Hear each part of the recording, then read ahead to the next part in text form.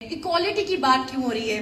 एक बड़ी खूबसूरत बात, अगर आप लोगों ने संविधान पढ़ा है तो आर्टिकल 14 राइट टू इक्वालिटी के बारे में बात करता है और आर्टिकल 19 से आपकी स्वतंत्रता की बातें शुरू हो जाती है कि आपको फंडामेंटल राइट है फ्रीडम का, आप यहां जाए वहां व्यापार करें। बाबा साहेब ये बता गए कि आर्टिकल 14 इक्वालिटी पहले आएगा और स्वतंत्रता बाद में आएगी। स्वतंत्रता से भी ज्यादा कोई चीज जो जरूरी है वो है समानता।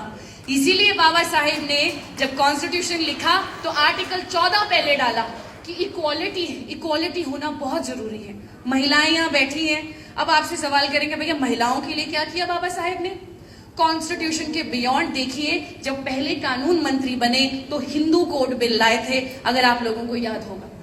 हिंदू कोड बिल में यह बात की गई कि जो आज की सरकारें यूनिफॉर्म सिविल कोड देने की बात करती है कि हम लोग इस तरह का लॉ लाएंगे, चाहे धर्म कोई भी हो, चाहे जाति कोई भी हो, वहां के पुरुष और महिला को एक ही प्रकार का रूल लॉ करेगा, उसको बोलता है uniform civil code.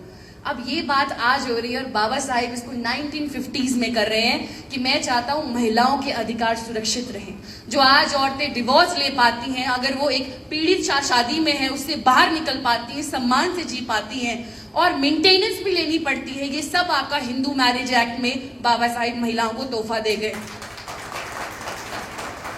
Hindu succession act में महिलाओं को प्रॉपर्टी इनहेरिट करने का कुछ भी नहीं था।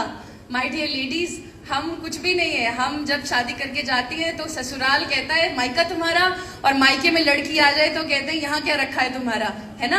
तो कुछ भी नहीं है। प्रॉपर्टी का जो हक था वो बाबा साहेब दे गए आपके सक्सेशन एक्ट से।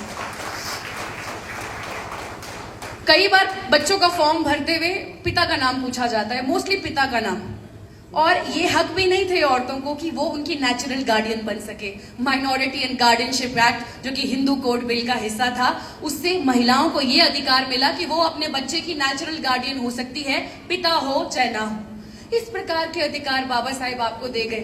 बाबा साहेब ने पहली बार बात करी, माय डियर लेडीज, उन्होंने पहली बार बात करी कि जो औरतें कोल की फैक्ट्री